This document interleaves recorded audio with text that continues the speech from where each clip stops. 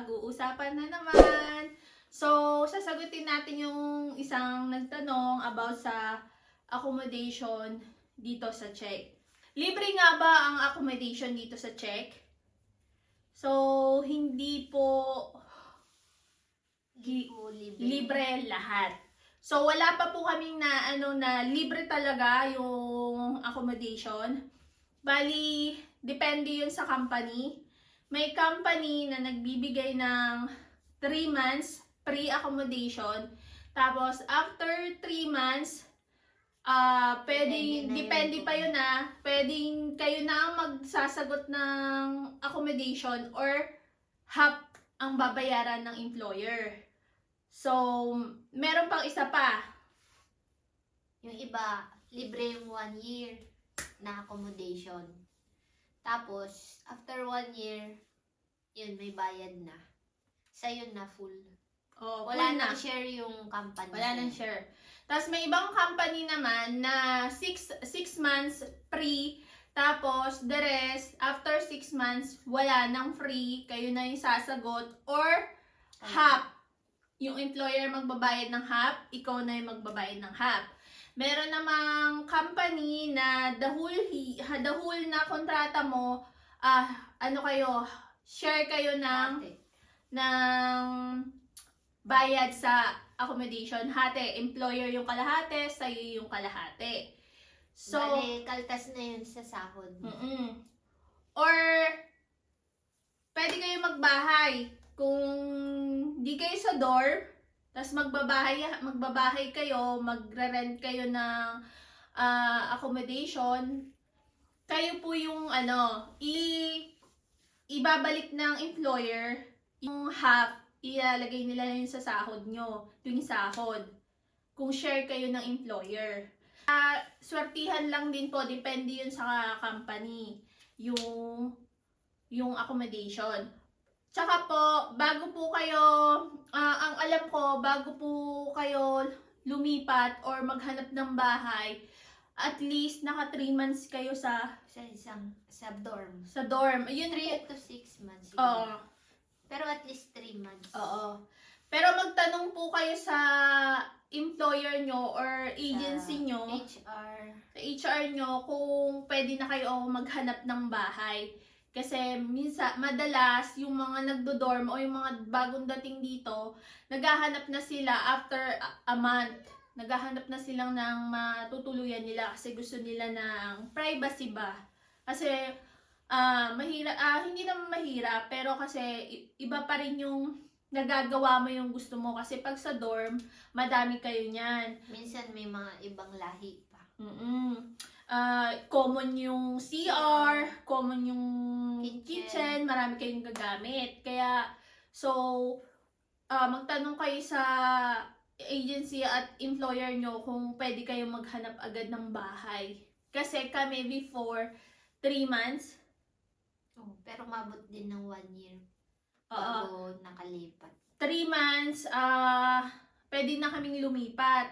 Pero nakaabot din kami ng 1 taon kasi mahirap din maghanap ng bahay dito. A few moments later. So, isasama na rin namin yung transpo dito. So, madalas meron din pong binabalik yung company ng transpo, free transpo. Babalik nila, nilalagay nila sa sahod mo. Tapos yung iba, kung kung walang free na shuttle. Oo. Pero kung may free shuttle kayo, wala nang balik. Tapos meron naman na sila na yung maglo-load ng card nyo. Oo. Sila na yung maglo-load ng card nyo monthly. Or meron pong company na hindi nila sagot yung transpo. Sagot nyo po yung transpo. Tapos po, yung bahay po, kung may mga lilipat po, depende din po yun sa bahay, sa laki. So, medyo pricey na ho ngayon yung Kasi may mga down payment. Oo, yung aalis na kayo sa dorm, gusto nyo mag-solo. So, nasa 10? Parang pinakamababa na yun ngayon. 10,000 or 10,000 pataas Yun na yung mababa, isang tao yon 10,000 crown. Tapos po, pag nasa dorm naman kayo, ang binabayaran doon kadalasan 5 to 8,000. Ang ano nun, lahat na yon. Tapos yung 10,000 to 15, madalas isang tao lang talaga yon. Swertihan lang po pagka nakahanap kayo ng bahay na Mura. 15 or mura, tas dalawa kayo, papayag yung May-ari. may-ari, swerte nyo. Pero depende ho yun sa area ng mapupuntahan nyo. Meron doon sa sentro, medyo malayo sa sentro, depende rin po yun. Kaya, tsaka may down din po yung ano dito paglilipat. Parang katulad din sa Pinas. Yung may advance, gano'n. Iba pa yung down payment. Tapos po, may agency din po dito paghahanap ng bahay. So, yung pag may agent po yung aanhin nyo, may bayad po siya. Bali, equivalent yun sa 1 month na renta. oo. Yung agent. Yes. Kaya kailangan din ng may Pera ka. pera. Kaya madalas, yung mga tao dito, tsatsaga muna sila sa dorm kasi kailangan din mag-ipon. At saka, hindi din ganun, kung may pera ka, hindi din ganun daling lumipat. Kasi, mag-viewin po kayo, tapos pipiliin pa kayo ng may-ari. Ilan kayo mag-view, tapos pipili pa sila kung sino yung gusto nilang paupahin doon. So, yun lang po. Basta, free accommodation at saka yung free transpo is depende ho sa company. So, may ibang company, lahat yon wala. Sagot mo yon.